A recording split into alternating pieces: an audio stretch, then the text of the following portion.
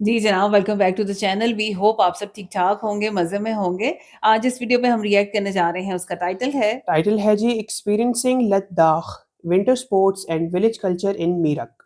अच्छा, लद्दाख के ऊपर 1-2 वीडियोज़ हमने देखी हैं, लेकिन फिर वही बात है कि हर मौसम का अपना एक मज़ा होता है और आप और देखिए कि सर्दियों की यहाँ पे बात हो रही है, विंटर स्पोर्ट्स की बात हो रही है, यस, तो हमें नज़र वहाँ पे क्या आएगा? सबसे पहली चीज़ बैरन लैंड होगा और हाँ, सिर्फ बर्फ नज़र आएगी। बर्फ़ नज़र आएगी। अब लेकिन लद्दाख में किस तरह से लगती है, वो नज़ारे क्या होंगे? मेरा ख़्याल है वो देख के तो बहुत मज़ा आने वाला है। तो चलते हैं वीडियो की तरफ।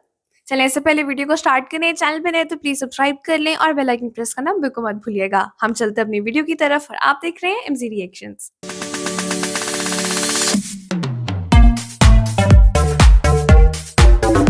चलें जी, वीडियो को स्टार्ट करते हैं। 3, 2, 1 एंड गो।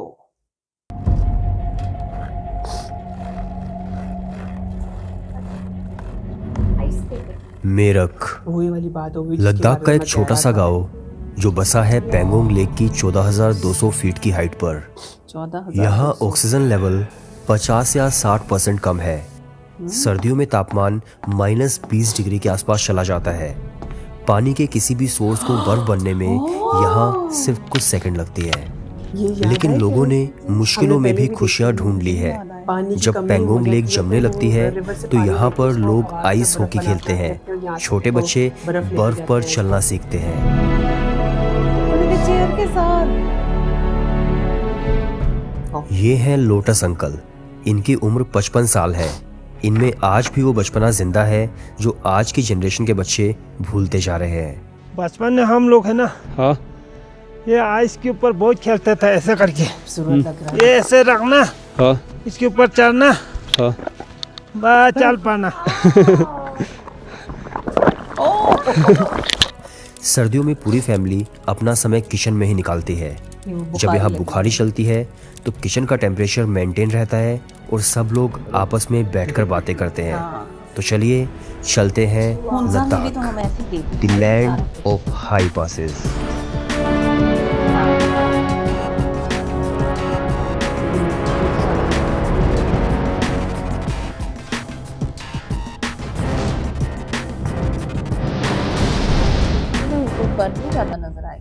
मैं अभी लेह में हूँ। ऐसे घर है। Temperature -5 degrees, wind speed 9 miles per hour और एल्टीट्यूड 3500 मीटर। मेरक जाने से पहले 2 दिन मुझे यहीं रुकना होगा और अपनी बॉडी को एक्लिमेटाइज करना होगा, क्योंकि पेंगोंग लेक पर एयर प्रेशर इतना कम है कि मेरी बॉडी सिर्फ 50% ऑक्सीजन ही ले पाएगी। विंटर्स में लेह सिटी आपको एकदम ब्राउन दिखाई देती है। दूर दूर मिट्टी के पहाड़ है और बीच में बसा हुआ है एक शहर। जितनी भी ग्रीनरी है वो सब खत्म हो चुकी है। शहर एकदम ब्राउन है।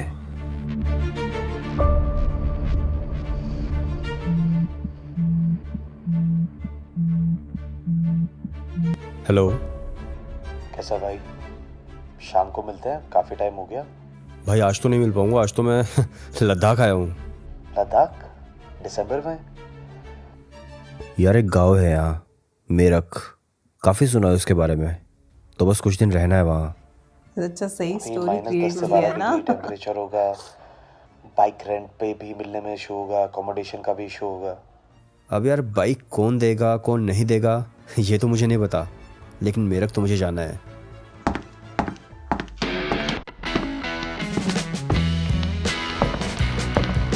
सही मूवी वाला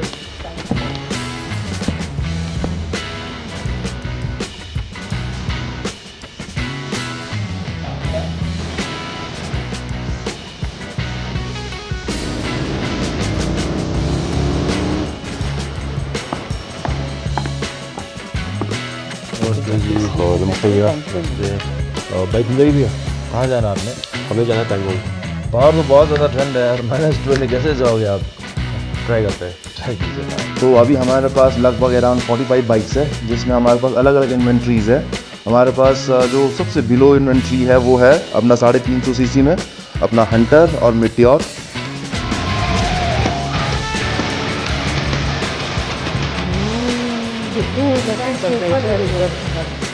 अब हम लोग जा रहे थे मेरक की तरफ। लद्दाख के रोड्स आपको आपकी लिमिट्स टच करने का एक मौका देती है। दूर दूर तक सुनसान पड़े बंजर पहाड़ और आप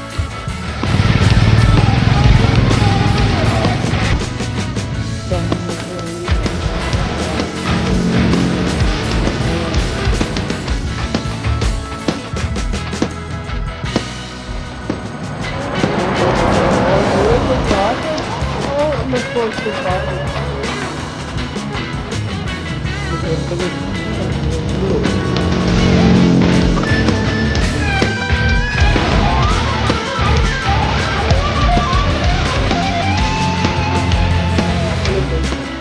दूर दूर तक ना मिट्टी के पहाड़ है एकदम। तो हम लगभग 25 किलोमीटर लेह से आए हैं, तो रास्ते में जो व्यूज़ आए थे ना मैं एक्सप्लेन नहीं कर सकता हूँ, बट इतने सुंदर व्यूज़ थे। I mean Ladakh. मेरठ पहुँचने के लिए आपको चांगला पास क्रॉस करना होता है। दिसंबर में यहाँ बर्फ़ गिर चुकी है। हमारे अलावा कोई दूसरा बाइकर हमें दूर दूर तक नहीं दिख रहा है। सो अभी हम लोग पहुँच चुके हैं चांगला पास, जो कि world's 10th highest motorable pass है। इसकी हाइट है 17,586 फीट। यहाँ पर ऑक्सीजन लेवल काफ़ी कम है, बहुत देर तक नहीं रुक सकते हैं क्योंकि हवा भी काफ़ी ठंडी है। टेम्परेचर माइनस में भी फ़िलहाल ऑलमोस्ट -12 डिग्रीज यहाँ पर होगा, लेकिन हम यहाँ पहुँच गए हैं। अब मेरठ पहुँचने के लिए हमने चांगला पास क्रॉस कर दिया था। बर्फ़ कम हो चुकी थी, धूप पहाड़ों पर हमें दिख रही थी, लेकिन टेम्परेचर अभी भी काफ़ी कम था और ठंड बहुत ज़्यादा। रास्ते में कुछ गांव आए जो मिट्टी के पहाड़ों के बीचों बीच बसे हुए थे। काफ़ी खुली वैलीज आई जिनमें पानी जम चुका था, और ये सब देखते हुए हम पहुंच जाते हैं हमारी मंजिल मेरठ विलेज, जो पेंगोंग लेक पर बसा हुआ एक गांव है।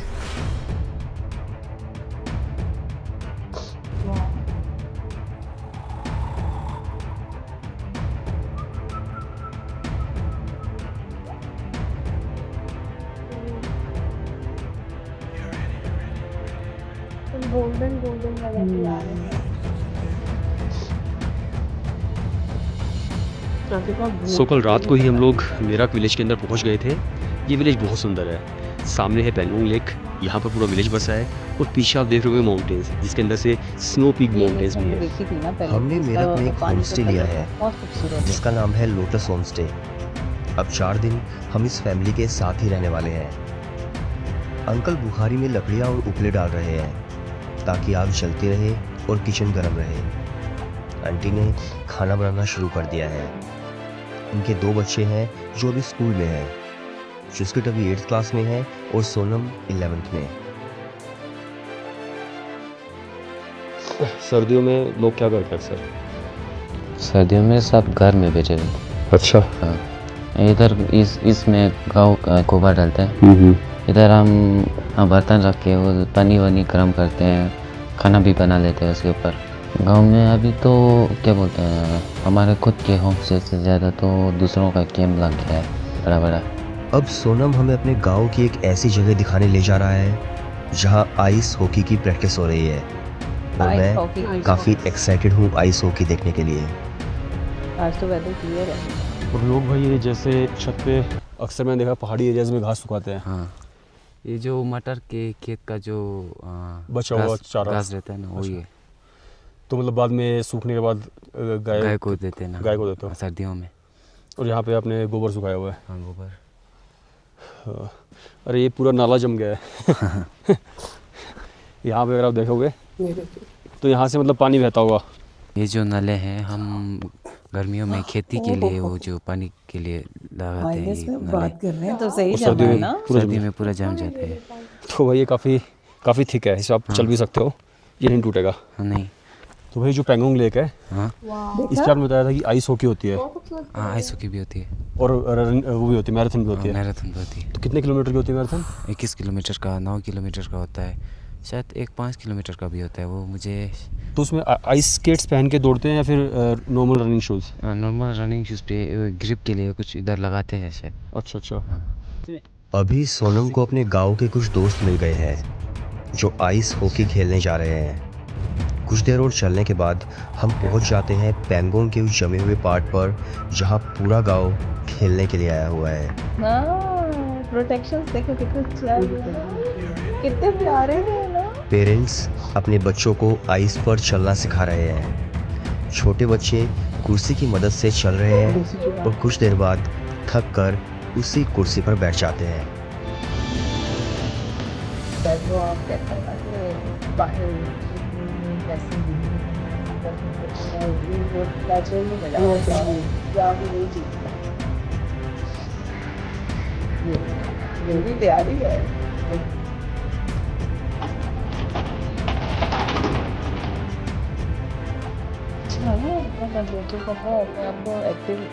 कुछ बच्चे रेस लगा रहे हैं, कभी गिरते हैं, कभी उठते हैं और फिर दोबारा से भागना शुरू कर देते हैं।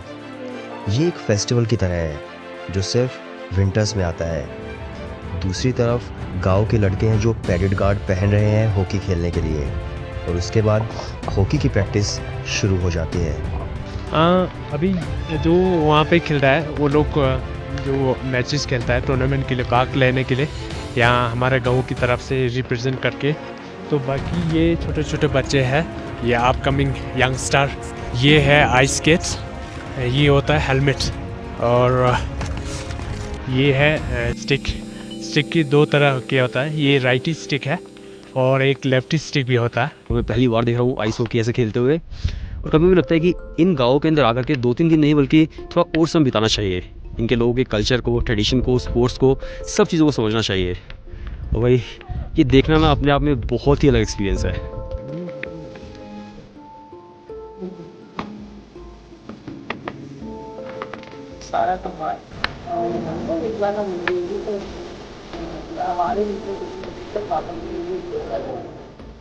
बहुत सोचो खेल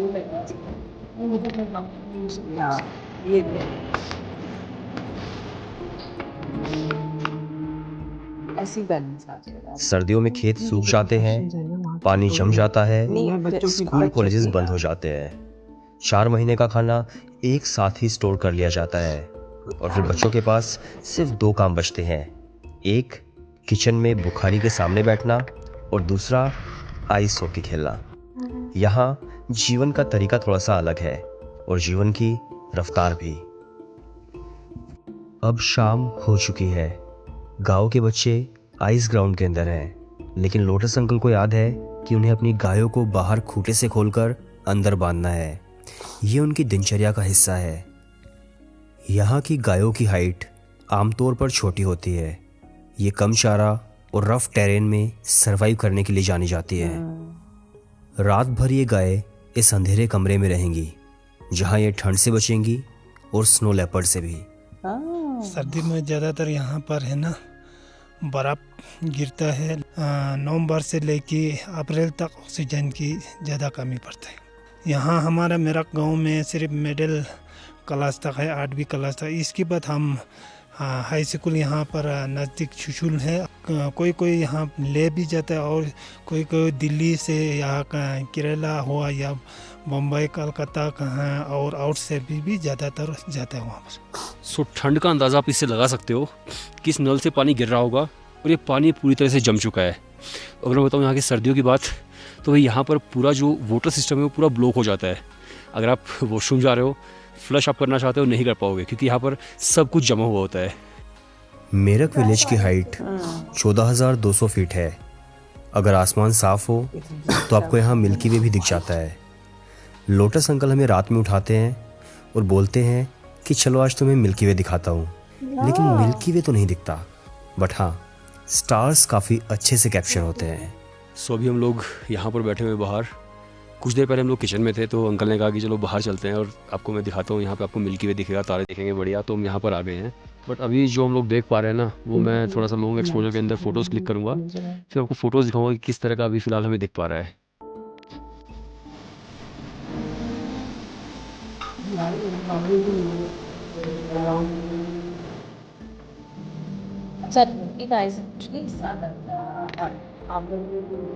उससे देखता हूँ इसको उसको देखते क्या वहाँ पे कैमरा।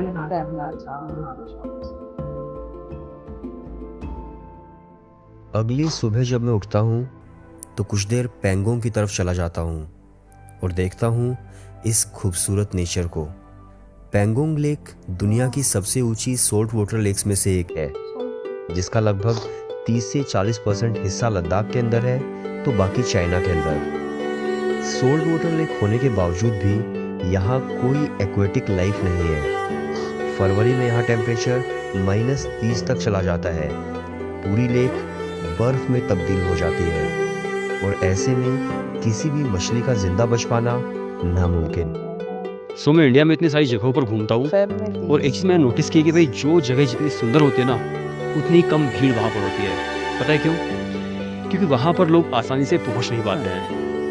अब मैं इतनी सुंदर जगह पर खड़ा हूँ और आप देख सकते हो दूर दूर तक कोई इंसान नहीं है। पैंगोंग लेक है, गाँव है, पहाड़ है, ग्लेशियर्स हैं। ये सब ख्याल सोचकर जब मैं अपने होमस्टे की तरफ वापस आता हूँ तो लोटस अंकल अपने सोलर गीजर को चेक कर रहे होते हैं। खुशकिस्मती से कल धूप अच्छी थी और आज पानी गर्म मिल गया। अंकल अपना हाथ मुंह धोते हैं और किचन की तरफ जाते हैं। वही आंटी जी भेड़ के बालों से धागा बना रही होती है। ये प्रोसेस मैंने लाइफ में पहली बार देखा था।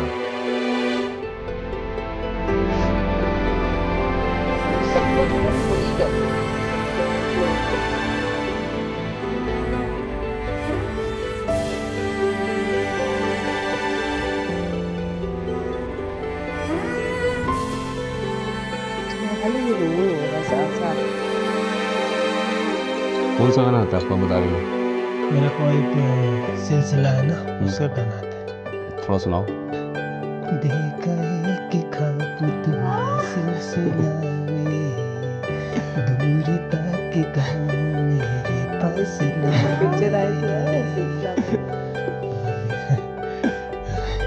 बहुत बढ़िया है आंटी जी हंस रही हो, आपने इतना अच्छा गाना गाया है।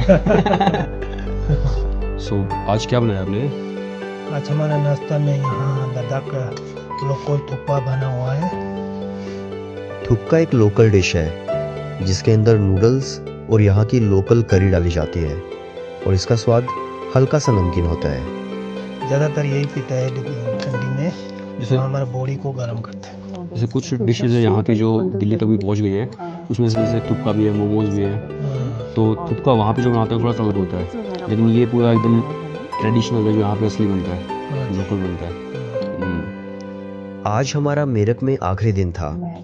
इसके बाद हमें वापस ले जाना था, लेकिन ले जाने से पहले आज अंकल हमें ले जाते हैं एक ऐसी जगह जहाँ वो बचपन में अक्सर आया करते थे अपने दोस्तों के साथ कुछ खेलने के लिए। वो ऊपर देख रहे हैं ना घर, हाँ वो हमारा ससुराल का घर है। अच्छा, तो एक ही गांव में शादी हो जाती है? हाँ, एक ही गांव में होता है, आउटसाइड भी होते हैं। अच्छा अच्छा, कोई वो नहीं है। अच्छा, अपना पसंददारी अच्छा अच्छा, कहीं भी कर सकते। तो आपने लव मैरिज की थी, अरेंज मैरिज की थी? हाँ, आपने लव मैरिज की थी, अरेंज मैरिज की थी? नहीं, हम लव मैरिज किया था। अच्छा। हाँ। आइस हॉकी आज की जनरेशन का स्पोर्ट ज़रूर है, लेकिन पहली जनरेशन्स के पास आइस हॉकी नहीं हुआ करती थी और वो लोग किस तरह से अपना टाइम पास करते थे ये आप देखिए। बर्फों में रहने के लिए बचपन में हम लोग है ना, हाँ, ये आइस के ऊपर बहुत खेलते थे, ऐसे करके ये ऐसे रखना, हाँ, इसके ऊपर चढ़ना, हाँ, बस चल पाना। भाई अंकल की उम्र अभी 55-60 साल है, लेकिन अभी भी ना बचपना जो है वो बरकरार है।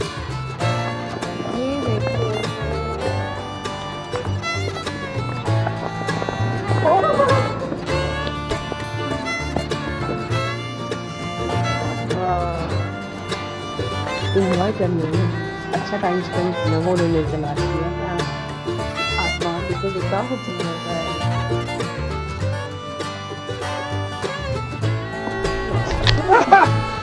आराम से।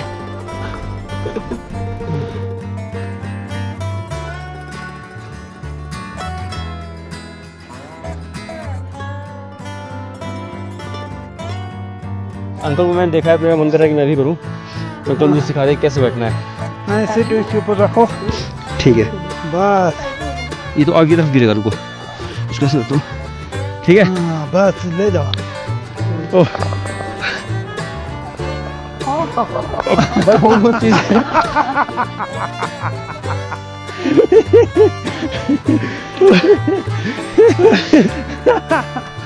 मजा है।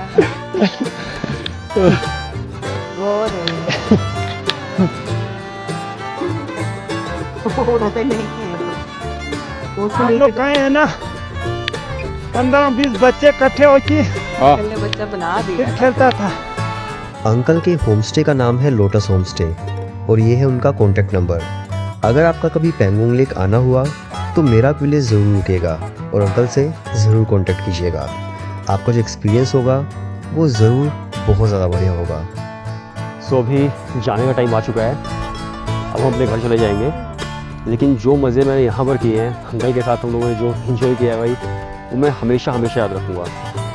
अब इसके बाद हम भी कहीं और जाएंगे, शायद केरला जाएंगे या कहीं और जाएंगे। अंकल के पास भी बहुत सारे नए लोग आएंगे। शायद ज़िंदगी का मतलब ये है कि आप अलग अलग लोगों से मिलते हो, कुछ सीखते हो। मैंने अंकल से बहुत कुछ सीखा है कि इतनी एज के अंदर भी आप किस तरह से अपना बचपना ज़िंदा रख सकते हो। सो मिलते हैं फिर कभी अगस्त में अगले साल।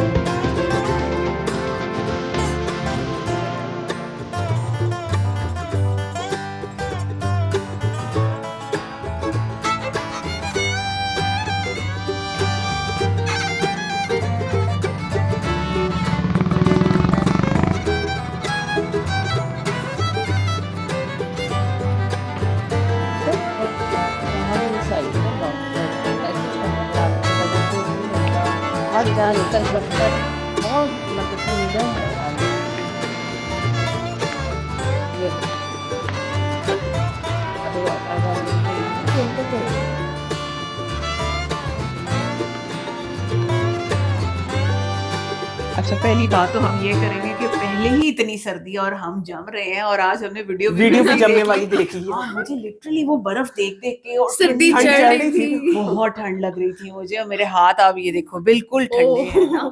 अच्छा, लेकिन खैर वीडियो की अगर बात करें, आउटस्टैंडिंग वीडियो बनी हुई और थी। आज खास इसको तौर पे ना जो स्टाइल था ना वीडियो एग्जैक्टली बनाने का, इसको ना बिल्कुल। वीडियो नहीं कहना चाहिए, इसको फिल्म कहना चाहिए। हाँ, क्योंकि short shooting film. Exactly. Cinematic shots वो एग्जैक्टली वैसे थे। फोन पे मिशन की बात हो रही है, कहाँ जा रहे हैं। और जैसे वो बाइक की सिलेक्शन की इन्होंने हाँ ना, जी। मैं पहले समझ रही थी कि हो सकता है कोई प्रमोशन चल रही हो, कोई इस तरह की चीज हो, ना। लेकिन वो तो प्रॉपरली सिलेक्ट कर रहे थे अपने लिए। और क्या जबरदस्त टर्मिनेटर स्टाइल के अंदर फिर वो उन्होंने शॉट्स दिखाया है, बहुत जबरदस्त और था। देखिए जर्नी जिस तरह की जगह पे हो रही है, दूर दूर तक अकेले आप ही और कोई नहीं नजर नहीं बिल्कुल आता। ऐसा ही है। उन्होंने कहा कि जिस मौसम में हम यहाँ पे मौजूद हैं, कोई और बाइकर नहीं है नहीं यहाँ पे है, आया हुआ। दूर दूर। अच्छा, ऐसे इलाकों में, क्योंकि हम भी नॉर्थ साइड पे अपने ट्रेवल करते हैं, हाँ जी। ऐसे इलाकों में आपको एक इंसान अगर नजर आ जाए ना, आपकी खुशी का ठिकाना नहीं होता है। ऐसे मतलब ही है। तसल्ली होती है कि हमारे अलावा कोई और भी है यहाँ पे ना।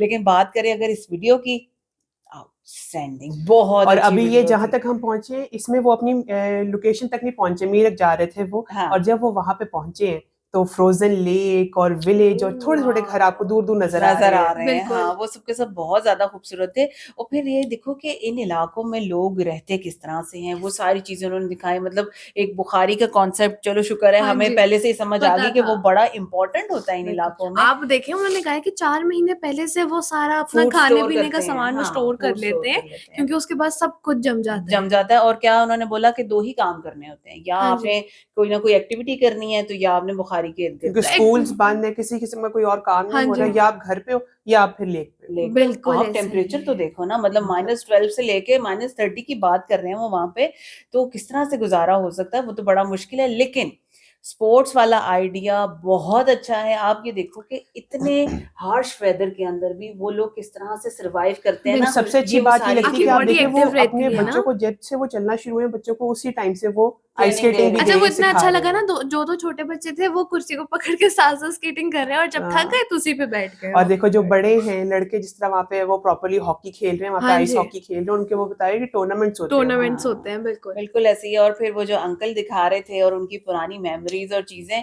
मेरा ख्याल है कोई बड़ा बूढ़ा बच्चा ऐसा नहीं है जो इस चीज को एंजॉय ना ऐसा करना ही चाहता हो। और इसके साथ साथ आप ये देखें कि निशांत की स्टोरी टेलिंग का जो एक स्टाइल था ना, वो बहुत बहुत खूबसूरत अच्छा था। और था। उन्होंने वो एक्सपीरियंस भी किया ना, बिल्कुल। फिर के जो अंकल कर रहे थे वो सारी चीजें खुद भी खुद की। भी की। सो जब आप मिलके कोई चीज एंजॉय करते हो, कुछ सीखते हो, हंसते हो, तो ये ऐसी मेमोरीज बनती हैं जो आप जिंदगी में कभी भी नहीं बिल्कुल भूल ऐसा पाते बिल्कुल हैं। ऐसा ही है। बहुत मजा आया हमें ये वीडियो देख के। बाकी आप बताएं आज की वीडियो कैसी लगी, हमारा रिएक्शन कैसा लगा। अगर अच्छा लगा हो तो वीडियो को लाइक और चैनल को सब्सक्राइब करना बिल्कुल मत भूलिएगा। मिलते हैं आपसे अगली वीडियो पे। अपना बहुत ख्याल रखिए।